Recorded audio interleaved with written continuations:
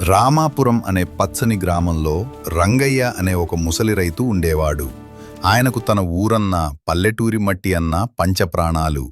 ప్రతిరోజూ తెల్లవారుజామునే లేచి తన పాత ఎడ్లబండి మీద పొలానికి వెళ్ళేవాడు. ఆ ఊరు చెరువు వర్షాల్లేక ఎండిపోవడం గమనించాడు రంగయ్య. గోపి వైపు చూస్తూ దీనంగా, చూడు గోపి, ఈ చెరువు మన ఊరికి ప్రాణం.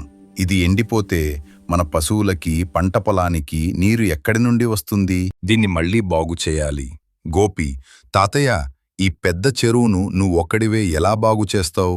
అది చాలా కష్టమైన పని కదా. కష్టమనుకుంటే ఏ పని జరగదురా. ప్రయత్నం చేస్తే ఏదైనా సాధ్యమే. ఊరి జనం ఒకటి. చూడండి చూడండి, ఈ ముసలి రంగయ్యకు పిచ్చి పట్టినట్లుంది. ఎండిపోయిన చెరువును ఈయనొక్కడే బాగు చేస్తాడట. ఊరి జనం: పాపం, వయసు మీద పడింది, వదిలేయండి. వర్షం పడదు, ఆ చెరువు నిండదు. ఆయన కష్టమంతా వృధా. రంగయ్య: నాకు నమ్మకం ఉంది, నా ప్రయత్నం ఎప్పుడూ వృధా కాదు.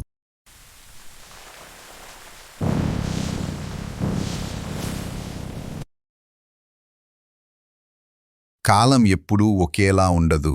రంగయ్య పట్టుదలను, కృషిని చూసి ఆకాశం కరిగిపోయింది. కుంభవృష్టిగా కురిసిన వర్షానికి రంగయ్య శుభ్రం చేసిన కాలువల ద్వారా నీరంతా చెరువులోకి వచ్చి అది నిండుగా నిండిపోయింది. చెరువు నిండటంతో ఊరిలోని బావులన్నీ మళ్లీ నీటితో నిండిపోయాయి. పశువులకు తాగటానికి నీరు దొరికింది. పంటలు పచ్చగా అయ్యాయి.